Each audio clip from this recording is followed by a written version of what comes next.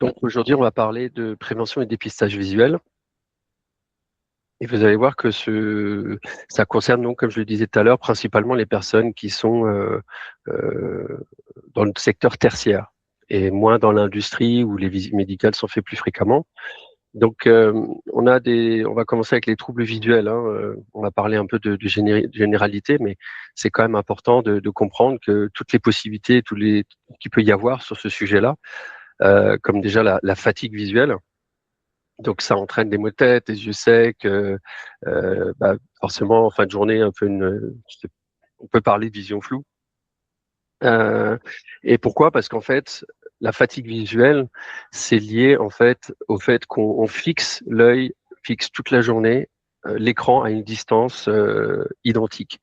Et donc on regarde finalement très peu autour, on fait très peu de pauses oculaires. Et la fatigue musculaire, en fait, c'est à l'intérieur, c'est des muscles. C'est comme si on a 4 muscles sur chaque œil, 2 verticaux, 2 horizontaux. Et en fait, il faut comprendre que le fait de pointer devant à un endroit identique à chaque fois, eh ben, c'est comme si ces muscles étaient sous tension en permanence. Donc c'est à la fin cette fatigue oculaire, cette fatigue, c'est un peu comme une crampe, si vous voulez. C'est parce que les muscles sont sous tension toute la journée. Et, euh, et donc ça se traite aussi par de la rééducation. Alors on parle plus de yoga des yeux ou des choses comme ça qui sont très simples, des petits exercices à faire, de faire des pauses bien évidemment, mais ça peut être de faire des pauses visuelles, c'est-à-dire rester à son poste, mais regarder par la fenêtre, regarder plus loin, pour habituer, pour regarder sur le côté. Il y a de la gymnastique, faire des 8 avec les yeux. Enfin, il y a plein de petites astuces comme ça qui existent et qui permettent, tout en restant à son poste même, de réduire cette fatigue visuelle, voire de la supprimer, parce que du coup, juste de faire des mouvements du yeux, ça soulage ces muscles qui sont sous tension en permanence à fixer le même endroit. Donc voilà un exemple parmi d'autres. Ensuite, on a le côté éblouissement, qui est un sujet qui arrive souvent en entreprise. Alors qui est accentué bien évidemment si les personnes souffrent d'hypersensibilité à la lumière, appelée aussi photophobie. Et donc ça, c'est un sujet qui est très courant. Donc encore une fois, pas besoin d'avoir un handicap pour souffrir de ça. C'est des sujets qui reviennent très souvent, qui peuvent être source de discorde aussi au sein d'un même service. Alors que des fois, il y a des petites solutions toutes simples qui peuvent résoudre. Il n'y a pas besoin non plus de monter des usines à gaz. Donc, faire des ateliers pour parler de ça à chaque fois, ça amène sur le sujet sur la table et implicitement sur des solutions. Euh, donc, ça fait partie des problématiques. On a aussi parfois des éclairages inadaptés. C'est-à-dire que les personnes qui souffrent de photophobie ont tendance à se mettre dans l'obscurité. Donc, pourquoi? Parce qu'ils sont éblouis par un plafonnier, ils sont éblouis par quelque chose et du coup, ils sont dans l'obscurité.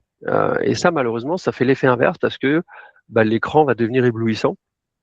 Et du coup, c'est fortement déconseillé, bien évidemment, parce que ça accentue l'éclairage le peu d'éclairage qu'il y a.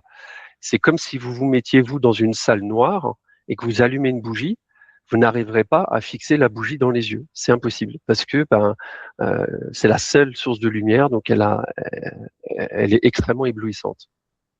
Et donc ça, les gens, finalement, pensent que c'est la solution de désactiver ou de se mettre dans l'obscurité, mais ça accentue les problèmes. Et ils ne le savent pas. Bien évidemment, le principe de correction non adaptée. Donc, ça c'est lié au fait que il y a des rendez-vous ophtalmo qui sont pas forcément faits, les gens qui travaillent beaucoup. Il y a plein de situations possibles où la barrière psychologique de dire ah oui, mais si je prends un rendez-vous, c'est dans 6 mois, etc. Donc, c'est voilà, c'est aussi un sujet qui nécessite peut-être de ne pas attendre les rendez-vous visite médicale. Les migraines, euh, on parle aussi de migraines ophtalmologiques, ophtalmiques, sont souvent liées à la photophobie. On a pas mal de personnes migraineuses qui parlent aussi de sensibilité à l'éblouissement. Et malheureusement, les migraines, ça peut être cause d'arrêt de travail assez fréquent. Donc, traiter la photophobie, traiter l'environnement, éclairage, etc., naturellement, ça peut réduire le nombre de crises. Et ça, c'est un sujet intéressant du coup aussi à mettre sur la table. Et il faut savoir aussi que il y a une prévalence des femmes par rapport à la migraine. Il y a plus de femmes migraineuses que d'hommes. Le risque d'accident, lui aussi, est très important. Si la vue n'est pas traitée, n'est pas corrigée, euh, on peut par exemple avoir moi j'ai 46 ans, donc j'arrive dans l'âge où j'ai jamais eu de lunettes avant, mais je pourrais en avoir besoin et voilà. Donc, mais j'en ai jamais eu avant, donc on se rend même pas compte en fait, parce qu'il y a un mécanisme de compensation du cerveau. Il faut savoir que le cerveau va chercher des solutions, des moyens de se pallier à sa problématique. Et, euh, et si on n'a pas de lunettes avant, forcément on a détecté qu'il y avait des besoins. Et donc, c'est accidentogène. Quand on regarde son tableau de bord, qu'on est obligé d'avancer comme ça, on modifie sa position de conduite, et du coup, ça peut être accidentogène. Quand on voit pas les panneaux, bien évidemment, on peut faire des excès de vitesse, ça amène aussi des amendes inutiles. Donc, il y a pas mal de petits détails comme ça où la vue, c'est vraiment, vraiment fondamental pour les personnes, les commerciaux qui sont sur la route et d'autres. Euh, et donc, Euh, pourquoi ça pèse sur l'entreprise? Donc, vous l'avez compris, sur le collaborateur, on vient d'en parler, hein, toutes ces choses-là. On peut rajouter à ça effectivement le stress, l'inconfort, les erreurs qui sont faites et qui peuvent coûter de l'argent à l'entreprise. Une personne en compta qui lui met la virgule, le mauvais chiffre, etc., qui fait un virement de 100 000 au lieu de 10 000, ça peut, ça peut faire la différence. Euh, oui, ça peut poser des problématiques. Des risques forcément aussi d'accident. Et là, arrêt de travail et bien d'autres conséquences encore plus graves derrière, malheureusement. Et pour l'entreprise, du coup, baisse de productivité, hausse des arrêts, des accidents du coup qui sont référencés, qui peuvent aussi augmenter les cotisations, vous le savez, tout ça. Donc on est vraiment sur le sujet RSE QVT. Je pourrais rajouter, d'ailleurs je devrais le rajouter, c'est qu'il y a une non-détection finalement de personnes qui ont parfois des handicaps plus lourds et qui n'en parlent pas. On est très proche du coup des actions de sensibilisation. Hein. Donc la santé visuelle, un enjeu majeur. Pourquoi? J'ai sorti quelques chiffres. On a 32% des personnes qui souffrent de fatigue visuelle. C'est quand même énorme. 8 millions de personnes qui roulent mais qui n'ont la vue qui n'est pas corrigée correctement. Donc une personne sur 5. Alors ça c'est que pour les télétravailleurs, mais quand même importante. 44% déclarent avoir des maux de tête, des sécheresses oculaires ou une vision floue. C'est énorme. J'ai pas trouvé de stade général sur la France. Le côté des accidents, donc 10% des accidents qui ont des blessures aux yeux et 12% des adultes migraineux liés à la photophobie. Comme je disais, la photophobie est très proche du sujet de la migraine. Donc les stats parlent d'eux-mêmes. C'est un sujet qui malheureusement moi j'estime, n'est pas assez traité en entreprise de manière générale, autant en prévention que dans des actions de sensibilisation. Euh, donc l'accès à l'ophtalmologie, c'est très disparate. C'est-à-dire que les délais moyens pour avoir un rendez-vous, c'est de 20 jours, mais vous voyez, on a des zones qui sont supérieures à 31 jours et qui vont jusqu'à 234 jours pour obtenir un rendez-vous ophtalmo. Alors, il y a quand même eu de gros progrès, hein, c'est-à-dire que les délais ont été divisés par 2 en 8 ans, du fait que beaucoup d'ophtalmologues ont recruté les orthoptistes libéraux. Donc, on a de moins en moins, ou quasiment très peu maintenant aujourd'hui, d'orthoptistes en libéral. Ils sont embauchés chez les ophtalmos. Ils ont eu aussi plus de responsabilités, etc. Donc ça, c'est bien. Mais pour autant, on a encore des difficultés parfois à avoir des rendez-vous. Donc le fait de faire du dépistage en entreprise, chose qu'on vous propose, peut aussi résoudre cette problématique-là. Les délais de consultation, ça on en parlait, donc des délais d'attente parfois longs. Alors des fois c'est juste dans la tête, c'est-à-dire qu'on pense que les délais vont être de 6 mois alors qu'on peut avoir un rendez-vous dans 2 mois. Donc il y a aussi cette subtilité. Euh, donc, il faut savoir aussi qu'on peut avoir des rendez-vous d'urgence chez l'ophtalmo. Et en cas d'urgence, ils sont obligés, enfin, ils sont pas obligés de vous prendre, mais ça permet d'avoir des rendez-vous plus tôt s'il y a une situation d'urgence. Et il faut le justifier auprès de la secrétaire médicale. Donc les contrôles visuels, donc logiquement, c'est tous les 2 à 3 ans, mais ils sont rarement respectés. Encore une fois, raison de plus pour amener ça sur le sujet dans votre établissement. Et on a un Français sur 2 qui sont contrôlés à peu près tous les 12 mois, ou qui ont fait un contrôle tous les 12 derniers mois. Mais moi, ce qui m'intéresse, c'est surtout les 50% autres qui vont très rarement chez l'ophtalmo, surtout parce qu'ils n'ont pas eu besoin avant, ou alors parce qu'ils n'ont pas conscience que cette problématique peut être résolue, donc ils ne sont pas dans la démarche proactive. Donc c'est là où vous, les professionnels, vous avez un rôle à jouer pour moi. Que ce soit infirmier de travail, médecin de travail, référent handicap, préventeur, tous ces métiers-là, vous avez ce rôle-là de mettre ce sujet sur la table. Et donc, en réponse à ça, j'espère vous avoir donné déjà pas mal de contenu intéressant et informatif. En réponse à ça, on a un programme qui est du dépistage pour l'option 1, du dépistage visuel sur site. Donc typiquement, c'est vraiment pour les gens qui sont en tertiaire, qui n'ont pas de visite médicale annuelle. Euh, et donc, on vient avec un opticien, on vient dans votre établissement, et en fait, on peut faire jusqu'à 50 participants dans la journée avec des tests individuels et bien sûr en toute discrétion qui durent entre 5 et 15 minutes. Donc c'est vraiment un one-to-one, c'est une relation vraiment individuelle avec l'opticien pour évoquer des sujets qui peuvent parfois aller jusqu'à des sujets de handicap, hein, bien évidemment. Ce qu'il faut savoir, c'est que, et je l'ai pas mis dans les slides, mais c'est une stat très importante. Je l'ai pas mise parce que c'est notre stat à nous, c'est le constat qu'on fait après tous les dépistages qu'on a fait, c'est qu'on a un taux de détection de 10%, ce qui est vraiment énorme. C'est-à-dire que 10% des personnes qui viennent faire un dépistage par curiosité, etc., parce qu'ils disent bah, tiens, ça fait longtemps que je suis pas allé chez l'ophtalmo, etc., on a 10% de personnes qui ont un trouble qui n'en avaient pas conscience avant. Et donc, bien évidemment, on les renvoie vers l'ophtalmologue parce qu'on peut pas faire de prescription dans un établissement. L'opticien peut pas faire de prescription, c'est pas l'objectif. L'objectif, c'est vraiment la prise de conscience et l'action par le bénéficiaire. Alors, bien évidemment, l'idéal, c'est qu'il y ait les infirmiers de santé au travail, les médecins de travail, les référents handicap qui soient à proximité quand on fait ce genre de journée d'atelier de dépistage, parce que ça met le sujet sur la table. Donc il y a vraiment un aspect psychologique, accompagnement, etc. qui est important.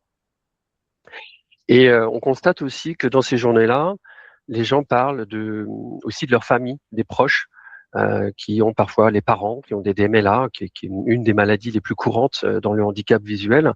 Et donc ça leur permet aussi d'apporter des solutions, de leur dire vous savez, il existe des solutions, comment vous pouvez l'aider, etc. Donc ça aide même aussi indirectement les personnes qui ont des troubles plus graves. Et on se constate aussi que dans les journées de dépistage, il peut y avoir des personnes qui ont besoin juste de rééducation orthoptique. C'est-à-dire qu'il n'y a pas besoin forcément de correction, de changer les lunettes, mais de faire de la rééducation orthoptique, de faire plusieurs séances chez un orthoptiste pour rééduquer l'œil. Comme je vous le disais, hein, l'œil, c'est des muscles tout autour. Et donc, c'est bien parce que détecter une fatigue oculaire ou une faiblesse des muscles, ça permet d'envoyer la personne vers des bons interlocuteurs, à savoir du coup un orthoptiste qui est dédié, qui va faire ça. Donc il va faire des exercices avec le stylo, etc. Il y a plein d'exercices que l'orthoptiste peut faire. C'est plusieurs séances, c'est entre 3 et 10 séances. Mais après ces séances-là, c'est assez magique puisque la fatigue oculaire tombe assez rapidement. Donc ces journées-là servent à ça. Autre option possible, c'est l'animation de santé visuelle. Donc là, on est en partenariat avec Optique 2000, qui a une ramification nationale. Et donc, c'est intéressant parce qu'on va au-delà du simple dépistage. J'ai un slide pour ça après. Alors, j'ai déjà beaucoup parlé. Donc, l'objectif, c'est d'identifier les troubles courants, hein, bien évidemment. On peut aussi faire des tests type DMLA, etc. C'est possible. Recommandations personnalisées. Donc, l'opticien fait ses recommandations. Bien sûr, tout ça, c'est anonyme. L'idéal, c'est d'avoir quand même de pas mélanger la zone d'attente avec la zone de dépistage parce que ça reste très personnel.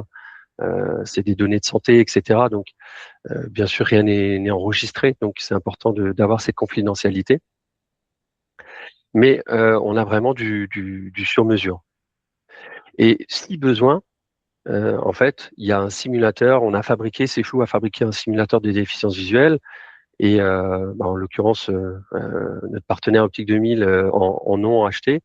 Et donc, si besoin, on peut montrer l'évolution des pathologies dans le temps. Donc, notre simulateur, par exemple, montre ce que c'est une DMLA. S'il y a une DMLA qui est détectée, voilà, pour faire un petit peu un électrochoc, mais pour autant, c'est important de prendre conscience qu'il faut se prendre en main et qu'il faut être acteur de sa santé.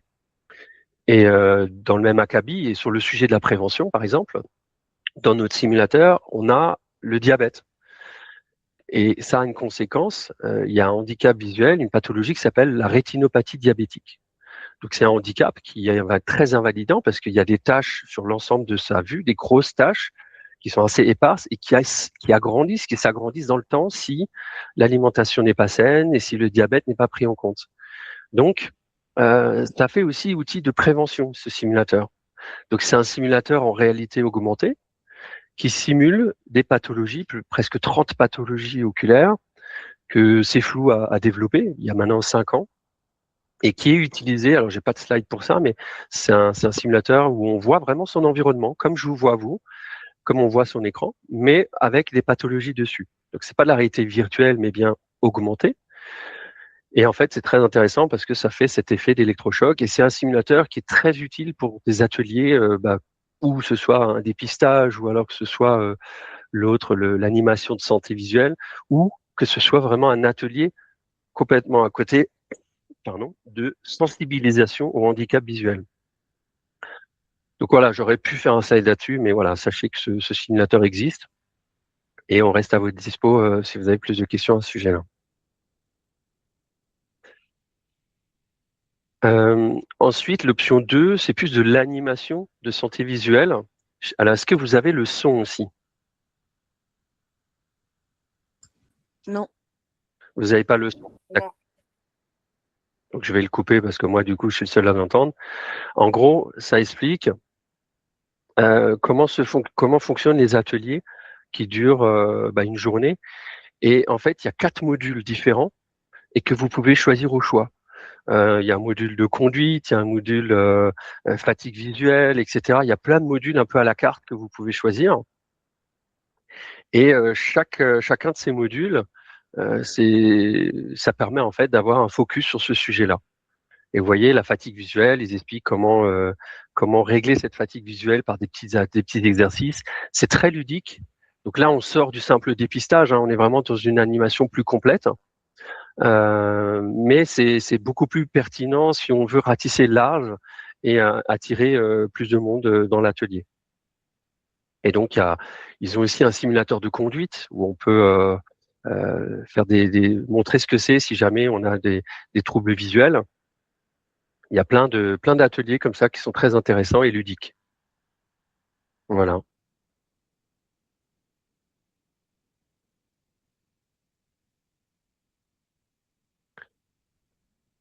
Je continue. Et donc les bénéfices, alors pour le collaborateur, elles sont évidentes.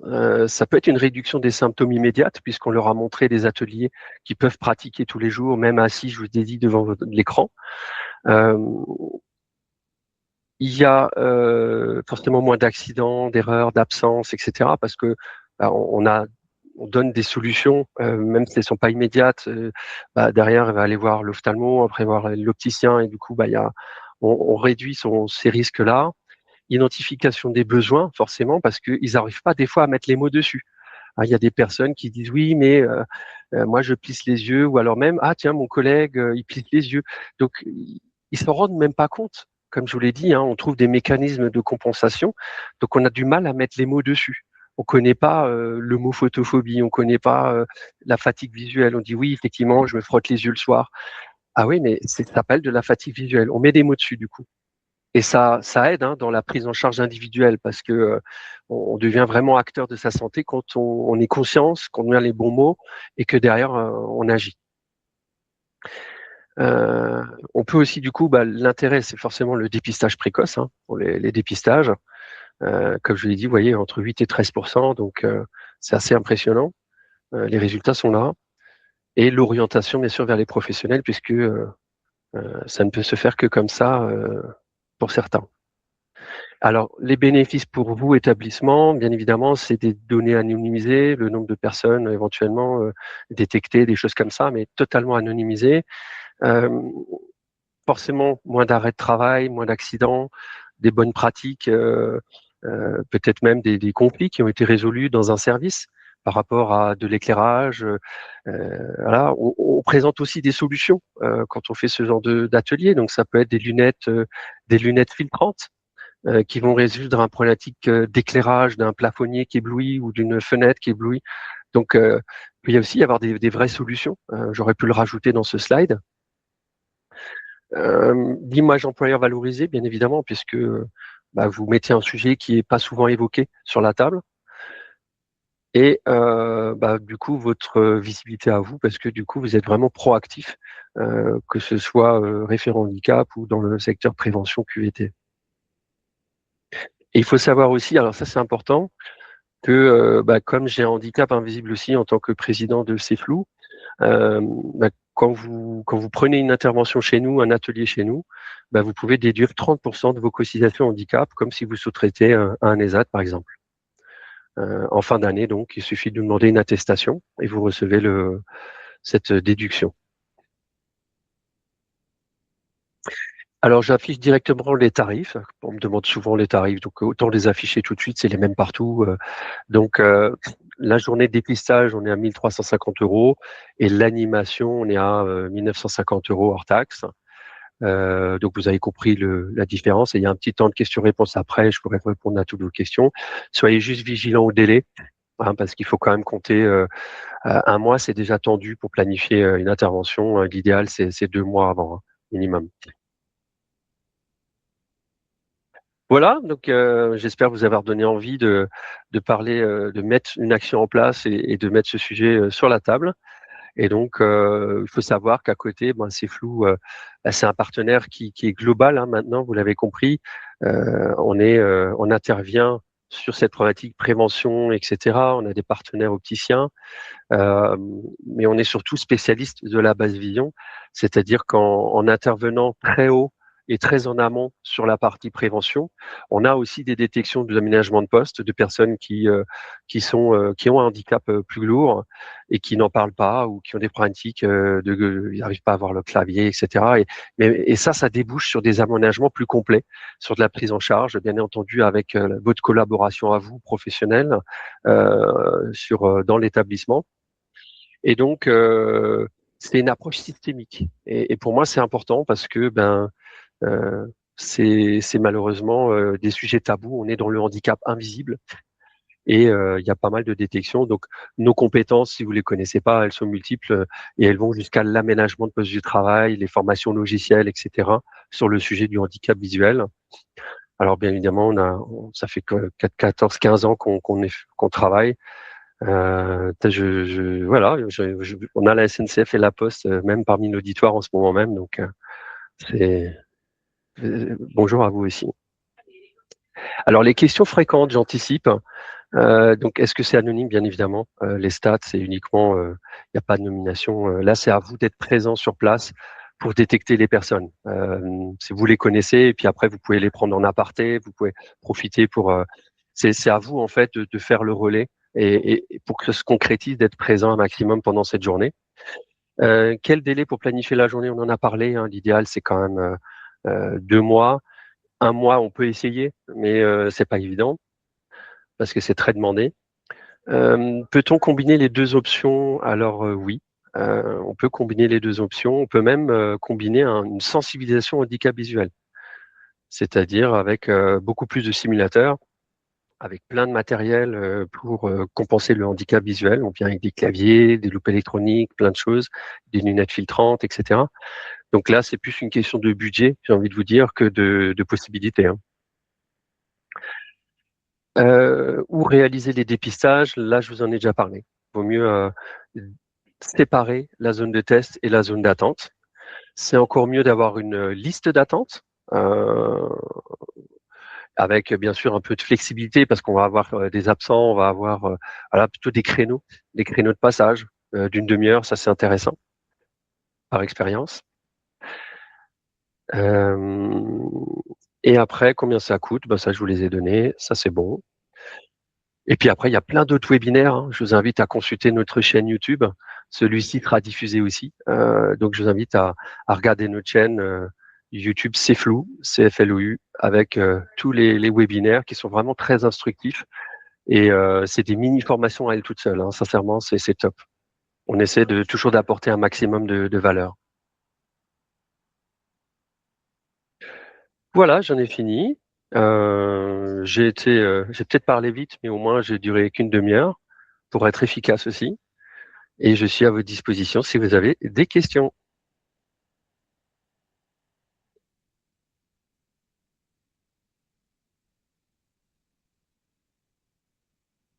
Donc les questions, vous pouvez ouvrir le micro et poser votre question, ou alors vous pouvez la poser directement dans le champ commentaire avec les 3 petits points. Vous pouvez activer la fenêtre de chat, c'est un rectangle avec des points dessus.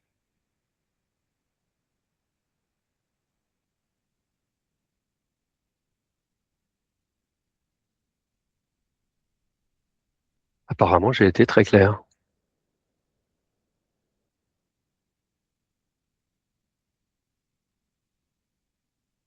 Alors, si vous n'arrivez pas à activer votre micro, dans ce cas, je vous invite à utiliser le système de message, le chat, qui est sur les 3 petits points.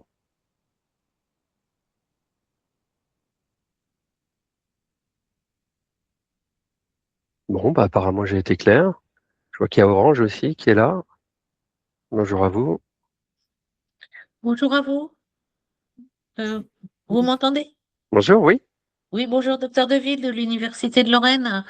Je- Est-ce que vous auriez, enfin, j'aimerais bien avoir un format Word pour faire remonter aux ressources humaines les, les possibilités, si ça leur disait, pourquoi pas, d'organiser des journées de formation, sensibilisation, etc.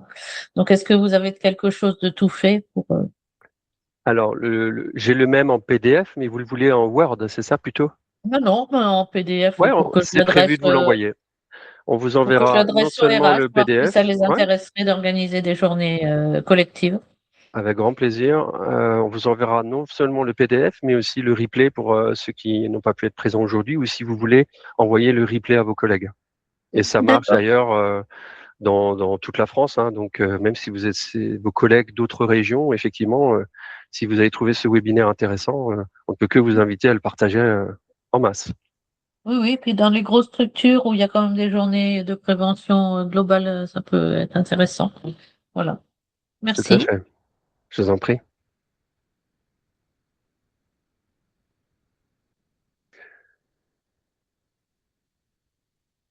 D'autres questions?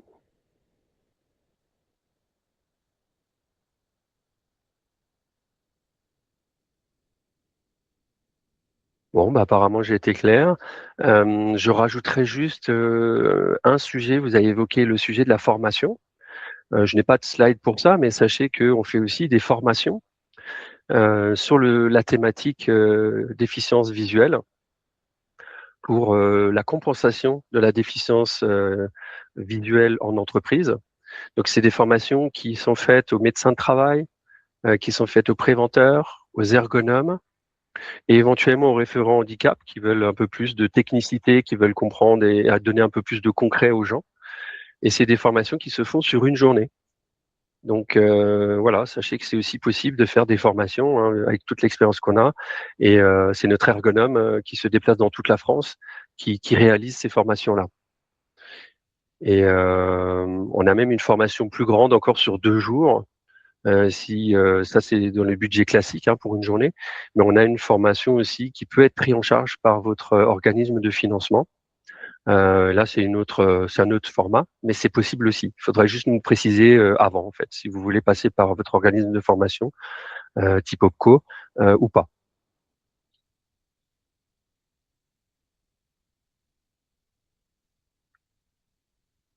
Et le but, c'est effectivement de donner un maximum d'autonomie à ceux qu'on forme pour qu'à la fin de cette formation, ils puissent identifier des aides techniques et les faire essayer par les usagers finaux, par les salariés. Donc c'est très très concret. On donne même des outils d'identification des besoins, un questionnaire d'études de besoins, ça s'appelle. Et ce questionnaire-là débouche derrière sur des vraies solutions concrètes. Donc c'est une formation importante parce qu'elle donne toute la culture générale sur les aides techniques, quelles qu'elles soient. Hein. Ça peut être un lampadaire, des solutions d'aménagement du poste, des solutions ergonomiques, des déplacements de bureau. Des fois, on n'y pense pas. Hein. Mais voilà, je ne vais pas trop m'étaler, mais sachez que ça reste très concret, même si ça peut paraître court. Voilà. D'autres questions?